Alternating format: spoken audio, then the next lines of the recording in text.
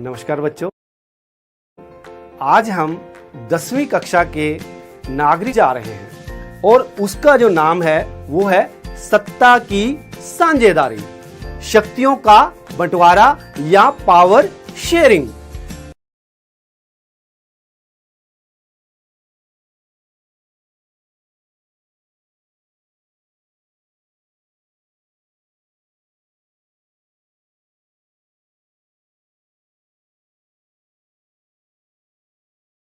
अब ये जो दोनों शब्द हैं, हमें पहले इनका अर्थ जानना बहुत ही जरूरी है, क्योंकि जब तक हम इन दोनों शब्दों का अर्थ नहीं जान पाएंगे तब तक हमारे लिए इस पूरे अध्याय को समझना आसान नहीं होगा, मुश्किल रहेगा।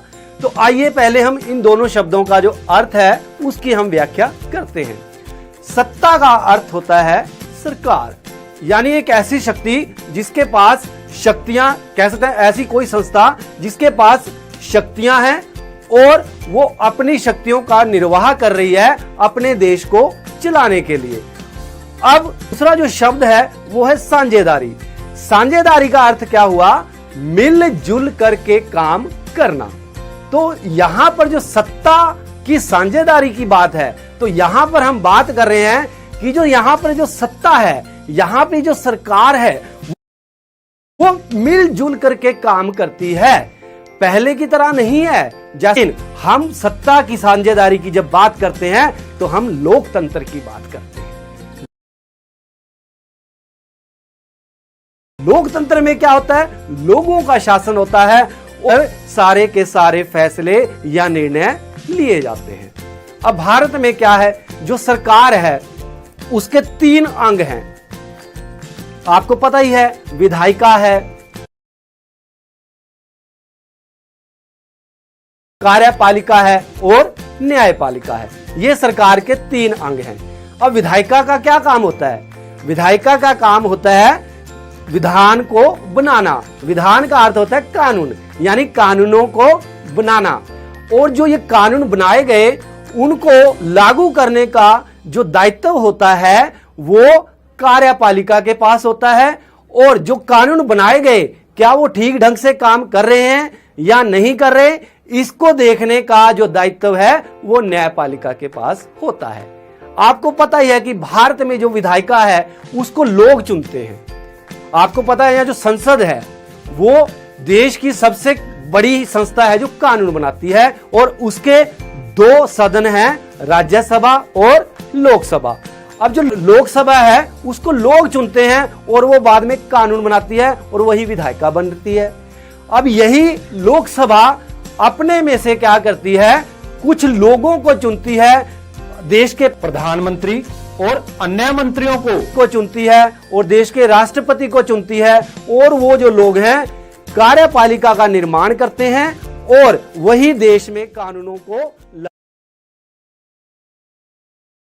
लागू करते हैं। और ये जो कानून लागू है इसको देखने के लिए हमारे देश में न्यायपालिका बनाई गई है, जो यहाँ के जो मुख्य न्यायाधीश होते हैं और उसके साथ जो सहायक न्यायाधीश होते हैं, ये सारा काम उसको देखते हैं। अब इसके साथ क्या है कि हम देख रहे हैं कि देश में केंद्र की सरकार है और राज्यों में अलग अलग राज्यों की सरकारें हैं। तो हमने देखा जो देश में केंद्र की सरकार है वहां पर एक व्यक्ति, तीनों अंग काम कर रहे हैं। और इसी प्रकार जो राज्यों में सरकार है वहां भी इसी प्रकार तीनों अंग हैं, कार्यपालिका है, विधायिका है, न्यायपालिका है। इसका मतलब क्या हुआ कि इनके बीच में शक्तियों का बंटवारा है, सत्ता की साझेदारी है, और ये लोकतंत्र की सबसे बड़ी आवश्यकता है। अगर ये चीजें नहीं है तो वो लोकतंत्र नहीं है। तो हमने ये प्रयास किया है देखने का कि सत्ता क्या है और सत्ता की साझेदारी क्या है। अब हम क्या करेंगे, ये तो हमने बता दिया कि सत्ता की साझेदारी क्या है। अब हम आपकी जो किताब है उसमें 2 देशों का उदाहरण दिया गया है, बेल्जियम और श्रीलंका, कि कैसे उन देशों ने सत्ता की साझेदारी की। एक देश ने, बेल्जियम ने सत्ता की साझेदारी को बांटा, उसको लोगों के बीच में शेयर किया, सब लोगों को समान प्रतिनिधित्व दिया तो उसको कितना फायदा हुआ, जबकि दूसरी तरफ हम श्रीलंका की बात करते हैं तो उसने ऐसा नहीं किया और उसको इसके गंभीर परिणाम भुगतने पड़े।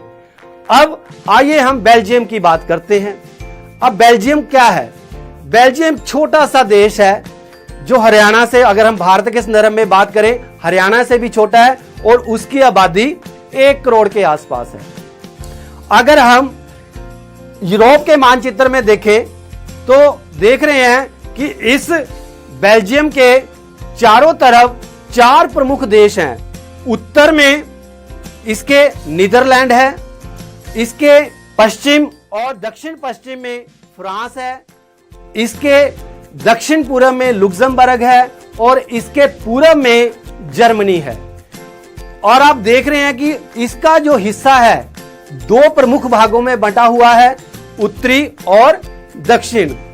उत्तरी जो क्षेत्र है उसको फ्लेमिश कहा जाता है और यहां पर वे लोग रहते हैं जो डच भाषा बोलते हैं।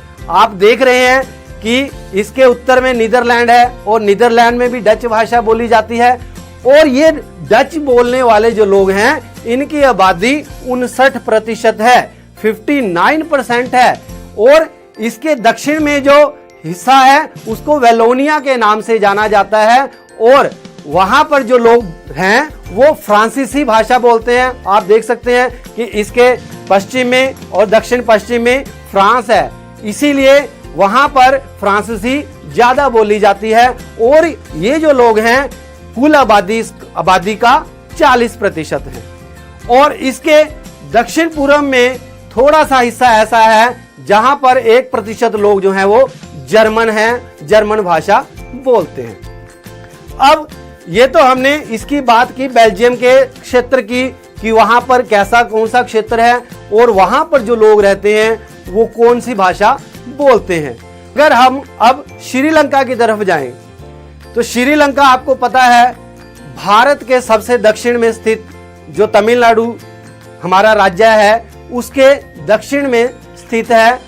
भारत का जो कह सकते हैं हिंद महासागर के बीचों बीच में एक टापू है। अब यहां पर क्या है, यहां पर ये भी इसकी आबादी भी लगभग 2 करोड़ के आसपास है, जो हमारा हरियाणा है उसके बिल्कुल समान है। अब यहां पे क्या है कि बीच वाला हिस्सा पूरा, पूर्व वाला हिस्सा पूरा, दक्षिण वाला हिस्सा पूरा, यहां पर ऐसे लोग हैं जो सिंगली भाषा बोलते हैं और जिन्होंने बौद्ध धर्म को अपनाया हुआ है और इनकी आबादी 74% है। अब दूसरी तरफ आप देखें इसके पूर्व में और उत्तर पूर्व में और उत्तर में, ऊपर से नीचे की तरफ हम देखें, ये जो लाल वाला हिस्सा आपको दिखाई दे रहा है ये वो लोग हैं जो तमिल बोलते हैं और श्रीलंका के मूल रूप से निवासी हैं। समझ रहे हैं आप? यानी उत्तर पूर्व, उत्तर से लेकर के नीचे उत्तर पूर्व और थोड़ा सा पूर्व तक ये वो हिस्सा है जहां पर श्रीलंका के तमिल लोग रहते हैं और यहां पर इनकी आबादी जो है वो 13% है।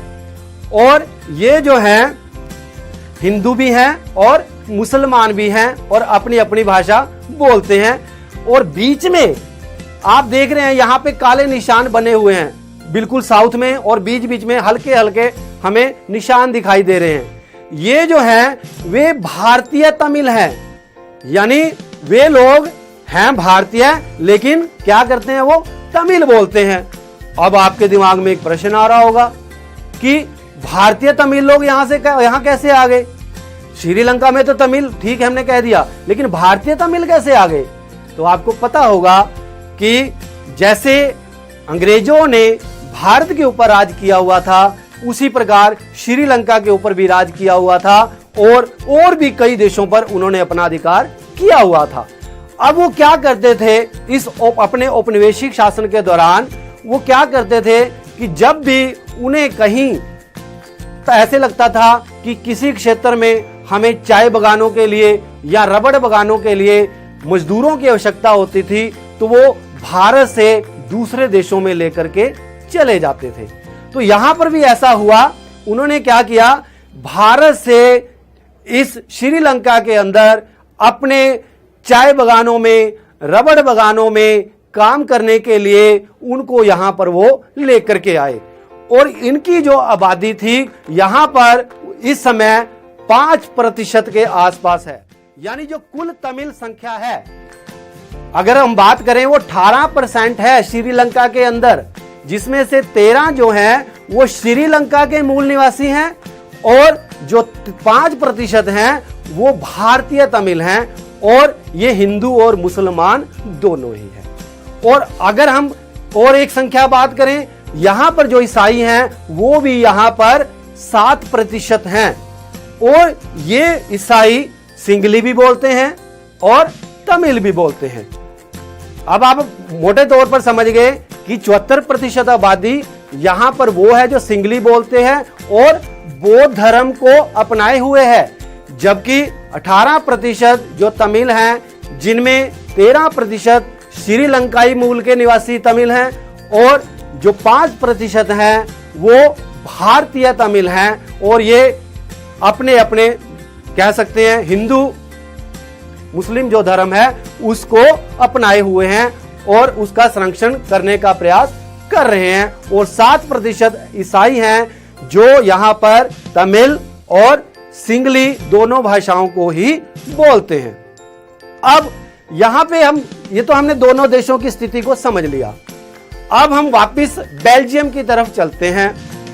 अब बेल्जियम में क्या हुआ कि 1950 और 1960 में, एक चीज और समझ लें, बेल्जियम के जब हम बात कर रहे हैं दोबारा, तो बेल्जियम की हमने बात कहा था कि यहां पर उत्तरी हिस्से में 59 या 59% लोग ऐसे हैं जो डच बोलते हैं, और दक्षिण हिस्से में जो वेलोनिया क्षेत्र है वहां पर हम बात करते हैं तो वहां पर 40% फ्रांसीसी बोलने वाले। लेकिन यहां की एक राजधानी है ब्रुसेल्स, यहां बेल्जियम की जो राजधानी है ब्रुसेल्स, वहां पे क्या है, वहां पे हम देखने हैं कि यहां पर बिल्कुल उसके विपरीत, यहां पर 80% फ्रांसीसी हैं और 20% डच लोग हैं। यानी बिल्कुल विपरीत है, जैसा पूरे बेल्जियम है यहां पर उसके बिल्कुल विपरीत है। और ये जो ब्रुसेल्स में फ्रांसीसी रहते हैं ये काफी अमीर हैं,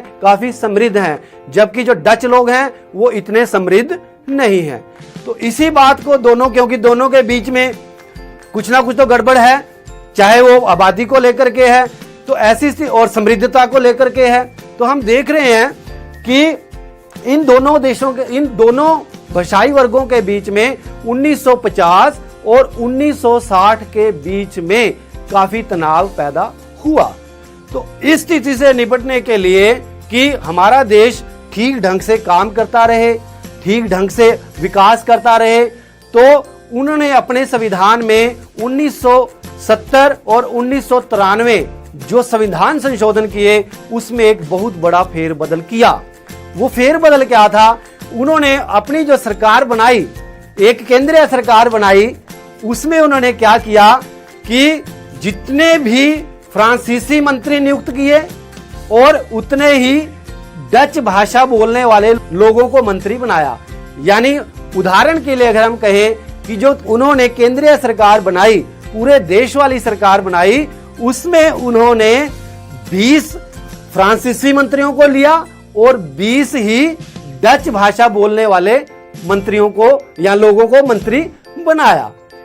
अब उसके अतिरिक्त उन्होंने क्या कहा कि जब भी कोई कानून बनेगा तो वो दोनों भाषाई समूहों के द्वारा लागू तभी होगा जब दोनों भाषाई समूह इसको अपनाएंगे। अगर फ्रांसीसी भाषा वाले ये चाहते हैं कि ऐसा होना चाहिए और दूसरी तरफ डच बोलने वाले चाहते हैं कि ये नहीं होना चाहिए, तो वो कानून नहीं बनेगा। यानी टकराव को रोकने के लिए उन्होंने ये काम किया। अब दूसरा उन्होंने क्या बदलाव किया, उन्होंने राज्यों को, वहां पर राज्य सरकारें भी हैं और उनको शक्तियां दे दी। वो जो राज्य सरकारें हैं वो केंद्रीय सरकार के अधीन नहीं है, वो अपना काम अपने ढंग से करती हैं। इसके अतिरिक्त ब्रुसेल्स में भी एक सरकार बनाई। अब ब्रुसेल्स जो यहां पर बेल्जियम की कैपिटल है, आप देख रहे हैं, वहां पर भी उन्होंने एक सरकार बनाई जो बेल्जियम की राजधानी ब्रुसेल्स है, वहां में जो लोग रह रहे हैं उनके ऊपर शासन करेगी।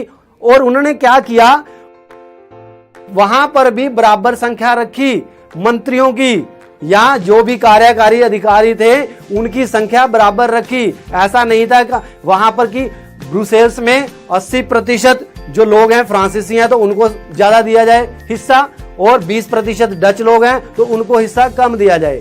नहीं, ऐसा नहीं किया गया।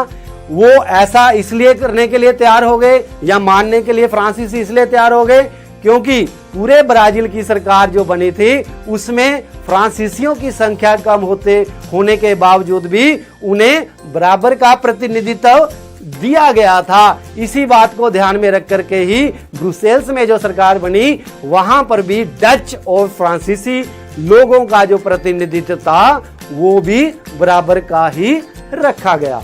इसके अतिरिक्त क्या किया गया, अलग अलग भाषाई समूहों के लिए, आपको पता है यहां पर डच हैं, यहां पर फ्रांसीसी हैं, यहां पर जर्मन है। अब इन तीनों लोगों के तीनों जो वर्ग हैं अपनी अलग अलग भाषा बोलते हैं, उनको ये अधिकार दिया गया कि वो अपनी अपनी एक सामुदायिक सरकार बनाएंगे और इस सामुदायिक सरकार में अपना अपना जो भाषाई वर्ग है वो अपनी अपनी सरकार चुनेगा और उसी के आधार पर अपने भाषाई और जो संस्कृति से संबंधित अधिकार हैं उनको वो वहां पर पूरा करेगा। तो इससे क्या हुआ, जब हम बेल्जियम का उदाहरण देखते हैं तो हमें देखने को मिलता है कि वहां पर हमें एक राजनीतिक स्थिरता और शांति दिखाई देती है। पूरी तरह से देश में स्थायित्व हमें देखने को मिल रहा है, किसी प्रकार की हिंसा या अराजकता वहां पर देखने को नहीं मिली। अब जब यूरोपियन यूनियन ने अपना मुख्यालय बनाया तो उन्होंने बेल्जियम के उदाहरण को दिमाग में रखते हुए ब्रुसेल्स के अंदर अपना मुख्यालय स्थापित किया। तो यहां पर हमने देखा कि जब हम सत्ता की साझेदारी करते हैं या सत्ता का बंटवारा करते हैं तो कैसे उस देश के लोगों को या देश को कितना फायदा होता है।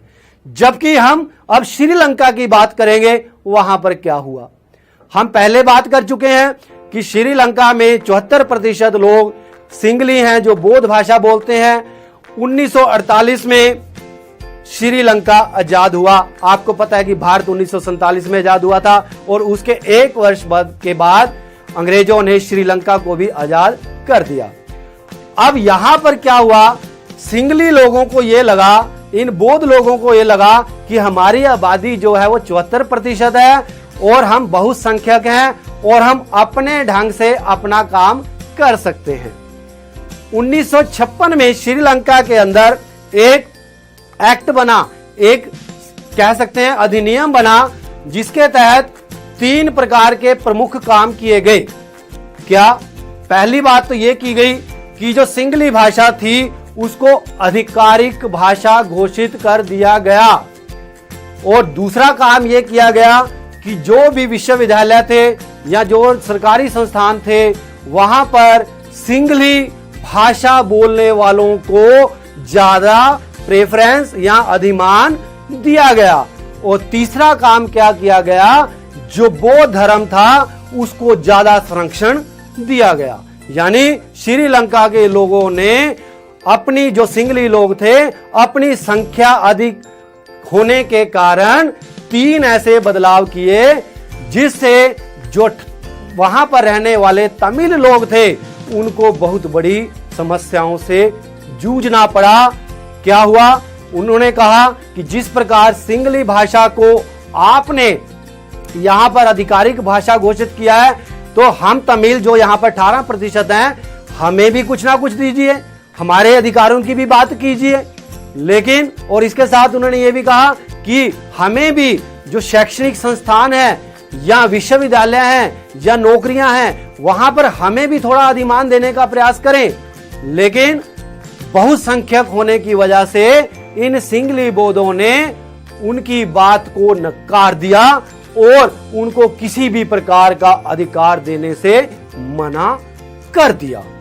अब क्या हुआ, तो जब उन्होंने उनको अधिकार देने से मना कर दिया, एक प्रकार से शोषण था। उस शोषण की जब तमिलों को लगा कि हद हो गई है, कि हमारे जो अधिकार हैं हमें नहीं मिल रहे, तो उन्होंने विरोध के स्वर तेज कर दिए। उन्होंने क्या किया, अपने पूरे श्रीलंका के अंदर तमिल ईलम के नाम से अपने अपने संगठन बनाने शुरू कर दिए। तमिल ईलम का उद्देश्य था तमिल लोगों के हितों को प्राप्त करना। वो क्या हितों की मांग कर रहे थे, वो कह रहे थे कि हमारी जो तमिल भाषा है उसको भी आधिकारिक भाषा घोषित किया जाए, और हमारे जो तमिल जितने भी लोग हैं उन लोगों के लिए एक स्वायत्त क्षेत्र बनाया जाए, ताकि वो अपने ढंग से उस क्षेत्र में अपना काम कर सके। लेकिन इन सिंगली बौद्ध जो 74% थे, बहुसंख्यक थे, उन्होंने इस बात को भी मना कर दिया। और उसके बाद में क्या हुआ कि ये जो तमिल थे, इन्होंने अपने संगठनों के जरिए और अपनी एक सेना बनाई, और उस सेना के जरिए श्रीलंका के विभिन्न हिस्सों के अंदर हिंसा और आगजनी, विद्रोह और हड़ताल जैसा ही काम करने शुरू कर दिए। लेकिन सिंगली बौद्ध क्योंकि संख्या में ज्यादा थे, सरकार उनकी थी, उन्होंने भी इन विद्रोहों को दबाना शुरू कर दिया। और इस प्रकार इस तमिल, कह सकते हैं तमिल संगठन और ये जो सरकार के बीच में था, एक सिविल वॉर, एक गृह युद्ध शुरू हो गया।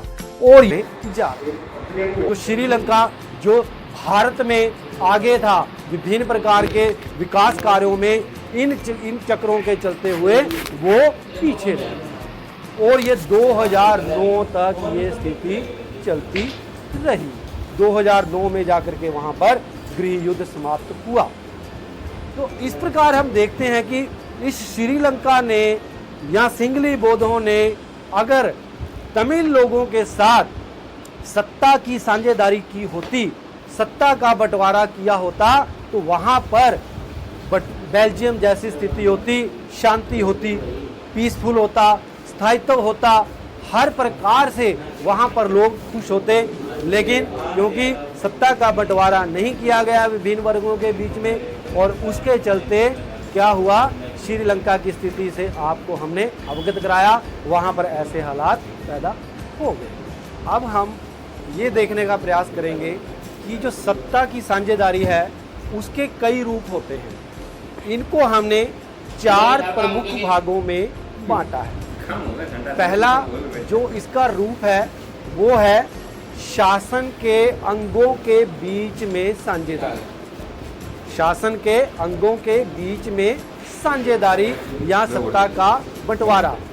आपको पता है कि भारत में जो सरकार है, चाहे वो केंद्रीय सरकार है, चाहे वो राज्य सरकार है, उसके बारे में थोड़ा सा पहले भी हमने डिस्कस किया, उसका वर्णन किया कि सरकार के 3 अंग हैं, विधान पालिका, कार्यपालिका और न्यायपालिका। और इन तीनों का अलग अलग काम है।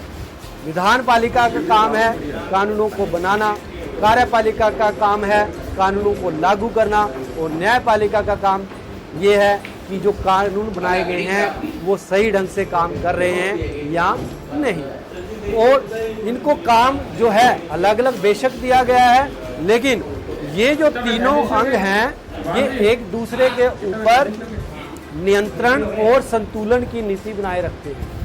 अगर कोई एक अंग गलत काम करता है तो दूसरा उसको रोक देता है। तो इस प्रकार हम देखते हैं कि इस प्रकार का जो सत्ता का बंटवारा है उसमें सरकार के 3 अंगों के बीच में सत्ता को दर्शाया गया है।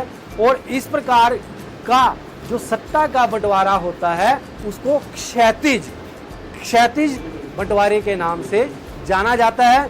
इसका मतलब है कि एक हॉरिजॉन्टल लाइन अगर हम खींचें, क्षैतिज लाइन खींचें, तो इसका मतलब है कि उस लाइन पर हैं, यानी तीनों का रोल अपना अपना है और तीनों के अंदर समानता है, उसमें कोई ऊपर नीचे नहीं है। और जो दूसरा रूप है सत्ता के बंटवारे का वो होता है ऊर्ध्वाधर। उसको हम वर्टिकल या ऊर्ध्वाधर कह सकते हैं, और दूसरा इसका जो नाम है वो है कि शासन के विभिन्न स्तरों के बीच में शक्तियों का बंटवारा।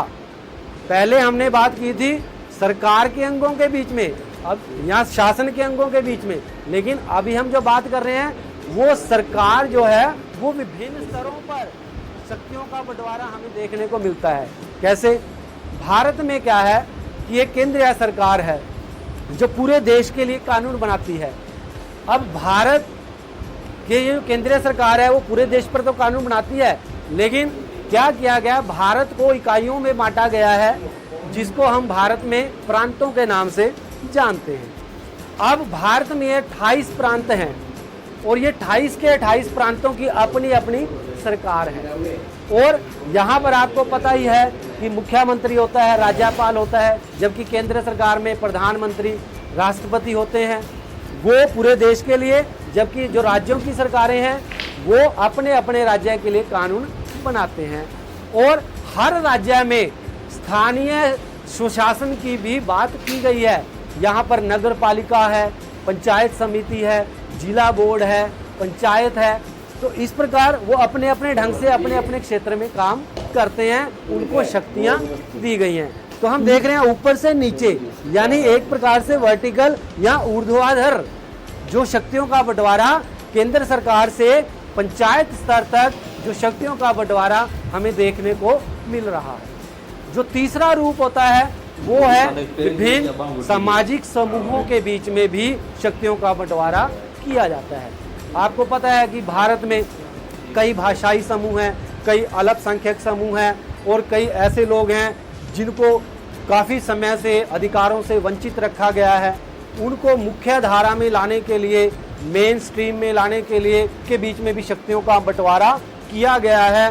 भारत में क्या है, आपको पता ही है कि यहाँ पर जो लोकसभा है, विधानसभा है या सरकारी नौकरियाँ हैं, वहाँ पर यहाँ पर अनुसूचित जाति और अनुसूचित जनजाति के लोगों को कुछ विशेष आरक्षण दिया गया है ताकि वो अपने इन अधिकारों को भोगते हुए या उन अधिकारों का लाभ उठाते हुए सत्ता में अपनी जो साझेदारी है उसको अच्छी तरह से सुनिश्चित कर सके। अभी हमने बात की थी बेल्जियम की। बेल्जियम में जो सामुदायिक सरकार की हमने बात की थी, वहाँ पर यही तो है। वहाँ पर जो डच हैं या फ्रांसीसी हैं या फिर जो जर्मन लोग हैं, उनके लिए अलग से एक सामुदायिक सरकार बनाई गई है, वो इसी रूप को ही प्रतिलक्षित करता है। उसी प्रकार जो सत्ता के बंटवारे का एक चौथा रूप है वो क्या है, राजनीतिक दलों और विभिन्न दबाव समूहों या आंदोलनों के द्वारा भी सत्ता की भागीदारी या सत्ता का बंटवारा किया जाता है। अब कई बार क्या होता है, आपको पता है कि जो राजनीतिक दल है चुनाव लड़ते हैं और सरकार बनाते हैं और जिसको बहुमत मिलता है सरकार उसी की बनती है। लेकिन कई बार क्या होता है कि किसी भी दल को बहुमत नहीं मिलता, तो ऐसी स्थिति में क्या होता है कि एक दल दूसरे दल के साथ मिलकर या दो से अधिक दल आपस में मिलकर के बहुमत का निर्माण कर लेते हैं और सरकार बना लेते हैं। और चूंकि यहाँ पर इन दलों में ये जो सरकार बनी है कई 2 या 3 दल हैं, तो इस प्रकार वो सरकार चलाएंगे। तो इसका मतलब क्या हुआ कि सत्ता का बंटवारा विभिन्न राजनीतिक दलों के बीच में हो जाता है। इसी प्रकार कई बार क्या होता है, आपको पता है कि भारत का जो व्यापारी वर्ग है वो क्या करता है, जब चुनाव होता है तो राजनीतिक दलों को विभिन्न प्रकार के पैसे देता है, अपना जो चुनाव खर्च होता है उसकी भरपाई के लिए, और बाद में अपने दबाव से वो सरकार के ऊपर दबाव डालता है कि वे उनका ये काम करें। यानी कहने का भाव ये है कि उनकी भागीदारी भी हमें देखने को मिल रही है। कोई निर्णय बदलने में वो व्यापारी वर्ग भी या जो इंडस्ट्रियलिस्ट या औद्योगिक वर्ग है वो भी अपनी कोशिश करता है कि उसका निर्णय यहाँ पर लागू किया जाए। इसी प्रकार यहाँ पर मजदूर संगठन होते हैं, किसान संगठन होते हैं, वो भी उनको लगता है कि अगर कोई चीज़ उनके हित में नहीं हुई तो वो सड़कों पे आ जाते हैं, विरोध करते हैं, प्रदर्शन करते हैं और उसके चलते हुए सरकार को उनकी जो बात है उसको भी मानना पड़ता है। और इस प्रकार हम देखते हैं कि ये वर्गों के द्वारा भी सत्ता में भागीदारी सुनिश्चित की जाती है। तो इस प्रकार हमने अपने इस नागरिक शास्त्र के 10वीं क्लास के इस अध्याय में ये सत्ता का जो हमारा बंटवारा है, सत्ता की साझेदारी, इस पाठ में जानने का प्रयास किया है कि जब हम सत्ता की साझेदारी करते हैं तो हमें कितना फायदा होता है। जैसा कि हमने बेल्जियम में देखा कि सत्ता की साझेदारी करने से उसके देश के अंदर किस प्रकार स्थिरता आई, किस प्रकार शांति हुई, और जो उसका विकास था, चाहे वो सामाजिक क्षेत्र में था, चाहे वो सांस्कृतिक क्षेत्र में था, चाहे वो आर्थिक क्षेत्र में था या अन्य किसी क्षेत्र में था, तो वो आगे बढ़ता चला गया। जबकि जब हमने श्रीलंका की बात की, जिसने सत्ता की भागीदारी को नकार दिया, तो उस देश के अंदर किस प्रकार उस देश के लोगों को गंभीर परिणाम भुगतने पड़े और वहां पर एक बड़ी युद्ध जैसी स्थिति पैदा हुई और आम लोगों को भी उसका परिणाम भुगतना पड़ा। और बाद में हमने कोशिश की है जानने की कि जो हमारे जो सत्ता के बंटवारे के रूप होते हैं वो कौन कौन से हैं। तो हमने इस पाठ से ये समझने का प्रयास करना है कि एक लोकतांत्रिक देश में ये सबसे जरूरी है कि सत्ता का बंटवारा हो, ताकि उस देश के अंदर स्थायित्व बना रहे, शांति बनी रहे, वहाँ पर अलगाववाद जैसी स्थिति ना पैदा हो, वहाँ पर एकता और अखंडता बनी रहे और देश के सब लोगों को जो प्रतिनिधित्व है वहाँ पर उसको पूरा मिलता रहे। काम कर रहा हूँ तो अभी हम ये जानने का प्रयास करेंगे, बंद नहीं है, बंद नहीं कर सकता, देखो इसमें चल रही है, लगातार चल रही है, रिकॉर्डिंग कल बंद कर दिया था, दिक्कत आ गई थी मेरे को। और ये हम आपसे जो बहुविकल्पी प्रश्न होते हैं उसके माध्यम से जानने का प्रयास करेंगे कि आपने कितना सीखा। तो हम पहला जो प्रश्न है वो ये ले रहे हैं, सत्ता में साझेदारी किस व्यवस्था में सर्वश्रेष्ठ रूप से संभव है। मैं एक बार प्रश्न को दोहरा रहा हूँ, सत्ता में साझेदारी किस व्यवस्था में सर्वश्रेष्ठ रूप से संभव है। और इसके जो विकल्प हैं, राजतंत्र, लोकतंत्र, निरंकुशवाद या अधिनायक तंत्र। तो आपको पता ही है सत्ता में जो भागीदारी है क्या होगा, इसका उत्तर पता ही है आपको। हाँ, लोकतंत्र। लोकतंत्र में ही सत्ता की भागीदारी सबसे ज़्यादा दी जाती है। और दूसरा प्रश्न है, सत्ता में साझेदारी का अच्छा उदाहरण प्रस्तुत करने वाला राष्ट्र कौन सा है। और आपके विकल्प हैं बेल्जियम, पाकिस्तान, श्रीलंका और चीन। आपको पता ही है इसका उत्तर। हाँ, बेल्जियम, क्योंकि बेल्जियम में ही क्या किया गया था, सब वर्गों को प्रतिनिधित्व दिया गया था और सरकार में भागीदारी सुनिश्चित की गई थी और अपने देश में एक स्थायी सरकार चलाई। अब हम आपसे तीसरा प्रश्न पूछने जा रहे हैं। वो प्रश्न है भारत के संविधान के बारे में है। भारत के संविधान के बारे में आप जानते ही हैं। ये कौन सा है? प्रश्न है, भारत संविधान के बारे में कौन सा कथन सही नहीं है। यानी इसमें से 3 बातें सही हैं और जो एक गलत है वो आपने छांटनी है। पहला है, धर्म के आधार पर भेदभाव की मनाही करता है। नंबर 2, एक धर्म को राजकीय धर्म माना जाता है। सभी लोगों को कोई भी धर्म मानने की आज़ादी देता है। और चौथा है, धार्मिक समुदाय में सभी लोगों को बराबरी का अधिकार देता है। हाँ, आप बिल्कुल सही कह रहे हैं, क्योंकि धर्म के यहाँ पर लोगों को स्वतंत्रता दी गई है, तो इसलिए जो इसका उत्तर होगा, एक धर्म को राजकीय धर्म माना जाता है। हाँ, भारत में इसका अपना कोई धर्म नहीं है। सब लोगों को अपना धर्म मानने की किसी भी प्रकार से छूट है। बच्चों, अब आपसे हम चौथा प्रश्न पूछ रहे हैं। प्रश्न है, क्षेत्रवाद की भावना का एक कुपरिणाम है। यानी जब क्षेत्रवाद की हम बात करते हैं तो उसका एक बुरा परिणाम निकलता है। 3 उसमें जो है ठीक परिणाम होते हैं, लेकिन एक बुरा परिणाम है, वो आपने बताना है।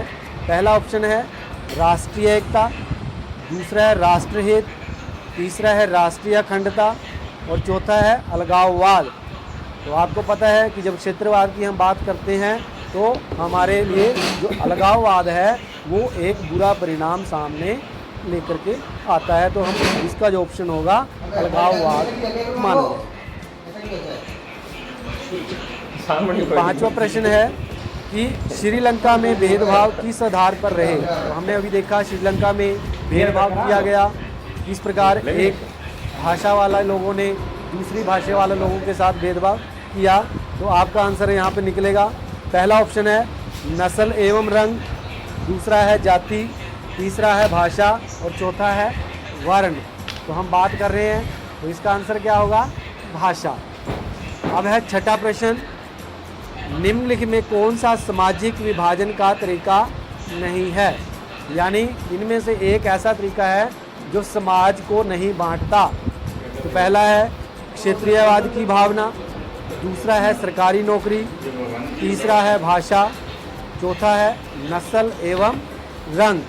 तो आप देख रहे हैं इनमें तीन चीज़ें ऐसी हैं जो सामाजिक विभाजन को बता रही हैं, जबकि एक ऑप्शन ऐसा है और वो है सरकारी नौकरी। सरकारी नौकरी से हमें नहीं पता चलता कि कौन किस भाषा का है, किस नस्ल का है या किस क्षेत्र से वो आया है।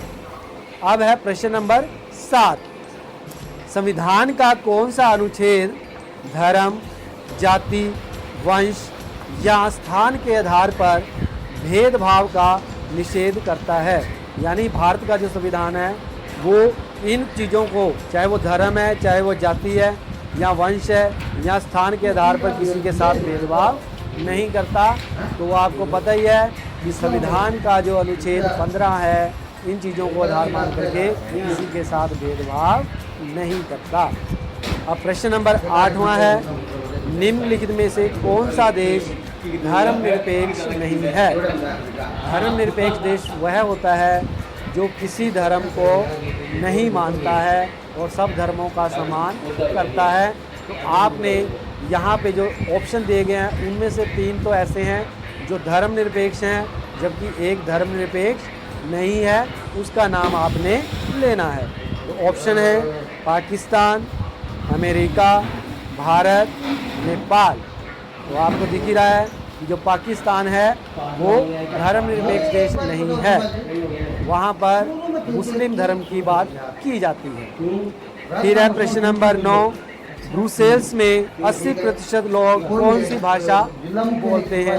आपको पता है ब्रुसेल्स जो है बेल्जियम की राजधानी है। जब हम पढ़ रहे थे कि वहाँ पर बेल्जियम में या ब्रुसेल्स में कौन सी भाषा बोलने वाले कितने प्रतिशत लोग हैं, तो आपका प्रश्न है अब ब्रुसेल्स में 80% लोग कौन सी भाषा बोलते हैं। आपको पता ही है कि ब्रुसेल्स में फ्रांसीसी जो लोग हैं वो 80% हैं और वहाँ पर 80% लोगों के द्वारा फ्रांसीसी भाषा बोली जाती है।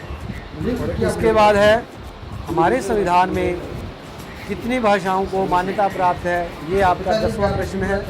तो आपके सामने जो ऑप्शन है वो हैं 11, 21, 18, 22।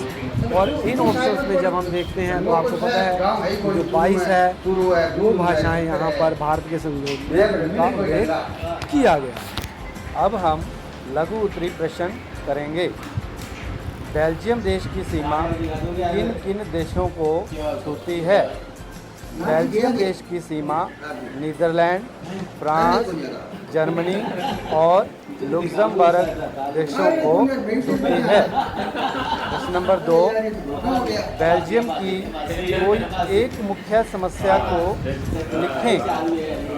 बेल्जियम देश में डच बोलने वाले लोगों की संख्या बहुत ज़्यादा थी, परंतु ब्रुसेल्स जो इस देश की राजधानी है वहाँ डच अल्पसंख्यक थे। प्रश्न नंबर 3, बहुसंख्यकवाद क्या है। उत्तर, किसी भी समुदाय का समूह किसी दूसरे समूह से भाषा या जातीय आधार पर ज़्यादा संपन्न होता है और इसी कारण वह समूह अल्पसंख्यकों पर प्रभुत्व जमाने की कोशिश करता है। इसी को हम बहुसंख्यकवाद कहते हैं। प्रश्न नंबर 4, श्रीलंका में सिंगली भाषा को राजकीय भाषा का दर्जा कब प्राप्त हुआ? उत्तर सन 1956 में। प्रश्न नंबर 5, बेल्जियम में समुदाय सरकार सत्ता में साझेदारी के किस रूप का अच्छा उदाहरण पेश करती है? बेल्जियम में समुदाय सरकार विभिन्न स्तरों पर सत्ता की साझेदारी का अच्छा उदाहरण प्रस्तुत करती है। प्रश्न नंबर 6, सत्ता में साझेदारी के 4 रूपों को लिखिए। उत्तर, सत्ता में साझेदारी के 4 रूप इस प्रकार हैं: विभिन्न अंगों के माध्यम से, नंबर 2 विभिन्न स्तरों पर, नंबर 3 विभिन्न सामाजिक समूह द्वारा, और नंबर 4 विभिन्न राजनीतिक दल और दबाव समूह के द्वारा। प्रश्न नंबर 7, श्रीलंका में गृह युद्ध कब से कब तक चला? उत्तर, सन 1983 से 2009 तक गृह युद्ध चला। प्रश्न नंबर 8, श्रीलंका में बहुसंख्यकवाद के कारण क्या स्थिति उत्पन्न हुई? बहुसंख्यकवाद के कारण श्रीलंका में अलगाववाद की स्थिति उत्पन्न हुई। प्रश्न नंबर 9, सत्ता में साझेदारी क्यों जरूरी है? उत्तर, शासन में स्थिरता और देश में एकता बनाए रखने के लिए सत्ता में साझेदारी आवश्यक है। प्रश्न नंबर 10, बेल्जियम में समुदाय सरकार को किन मुद्दों पर फैसला लेने का अधिकार है? उत्तर, शिक्षा, भाषा और संस्कृति के मामलों पर फैसला लेने का अधिकार है।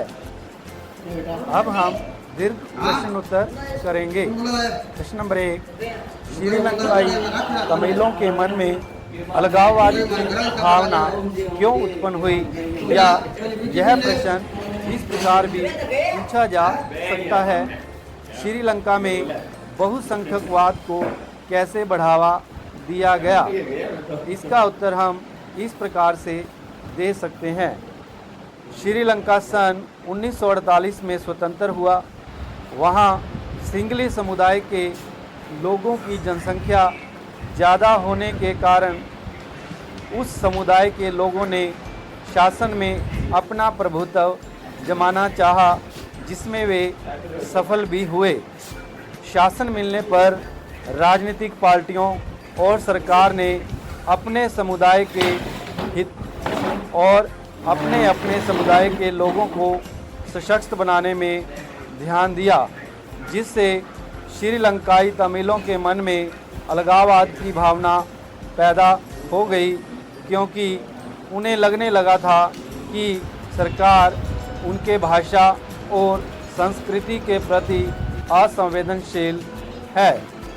यहाँ की सरकार ने कई नियम बनाए, जैसे कि सन 1956 में सिंगली भाषा को राजभाषा बनाया गया। विश्वविद्यालयों और सरकारी नौकरियों में सिंगली भाषा को प्राथमिकता दी गई। बौद्ध धर्म के संरक्षण हेतु नियम बनाए गए, क्योंकि सिंगली समुदाय के लोग बौद्ध धर्म के होते हैं। इन्हीं कारणों से श्रीलंका की लोकतांत्रिक प्रणाली में निम्नलिखित प्रभाव पड़े। श्रीलंकाई तमिलों को लगने लगा कि उन्हें राजनीतिक अधिकारों से दूर रखा जा रहा है। सरकार और राजनीतिक पार्टियां उनके प्रति असंवेदनशील हैं। उनके साथ विश्वविद्यालयों और सरकारी नौकरियों में भी भेदभाव किया जा रहा है, और इसका परिणाम श्रीलंका को गृह युद्ध द्वारा भुगतना पड़ता है। प्रश्न नंबर 2, बेल्जियम देश की संरचना अपनी राजधानी ब्रुसेल्स की संरचना से किस तरह भिन्न है, बताइए। बेल्जियम में अलग अलग समुदायों की संरचना इस प्रकार है। डच बोलने वालों की संख्या 59%, फ्रेंच बोलने वालों की संख्या 40%, जर्मन बोलने वालों की संख्या 0.1%, वहीं ब्रुसेल्स में फ्रेंच बोलने वालों की संख्या 80% और डच भाषा बोलने वाले लोग 20% हैं। इस प्रकार से बेल्जियम देश में डच बोलने वालों की संख्या ज़्यादा है और राजधानी ब्रुसेल्स में फ्रेंच बोलने वाले लोगों की संख्या ज़्यादा है। यही कारण है कि यहाँ की सरकार ने सत्ता में साझेदारी करके दोनों समुदाय के लोगों को समान अधिकार दिया, नहीं तो बेल्जियम 2 देशों में बंट सकता था और श्रीलंका जैसे कई समस्याओं का सामना भी करना उसको पड़ सकता था।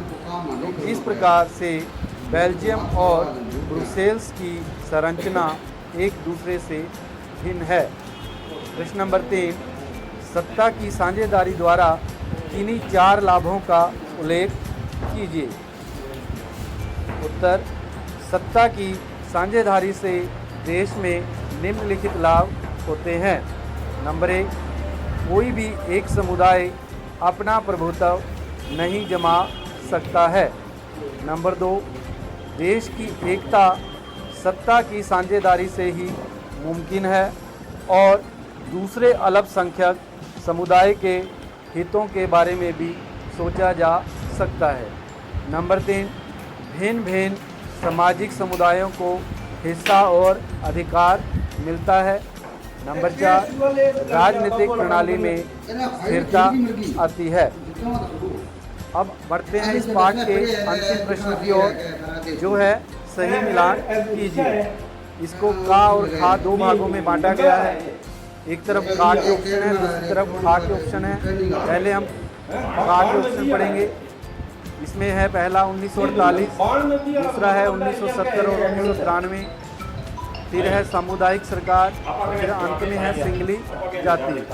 और खा ऑप्शन में है, फिर है श्रीलंका स्वतंत्र हुआ, फिर है बेल्जियम, फिर है बेल्जियम के संविधान में संशोधन और लास्ट में है श्रीलंका। तो अब हम इसको मिलान करेंगे। 1948 में श्रीलंका स्वतंत्र हुआ, इसको आप इससे मिला लें। फिर दूसरा है 1970 और 1993, तो हमें पता ही है कि वो बेल्जियम के संविधान में संशोधन हुआ। फिर है सामुदायिक सरकार, हमें पता है कि वो बेल्जियम में सामुदायिक सरकार है। फिर है सिंगली जाति, वो हम जानते हैं कि वो श्रीलंका में है। तो उम्मीद है कि आप इसको अच्छी तरह से दोबारा से लर्न करेंगे, घर पे जा कर के याद करेंगे। और इसी के साथ आज का जो चैप्टर था ख़त्म हुआ।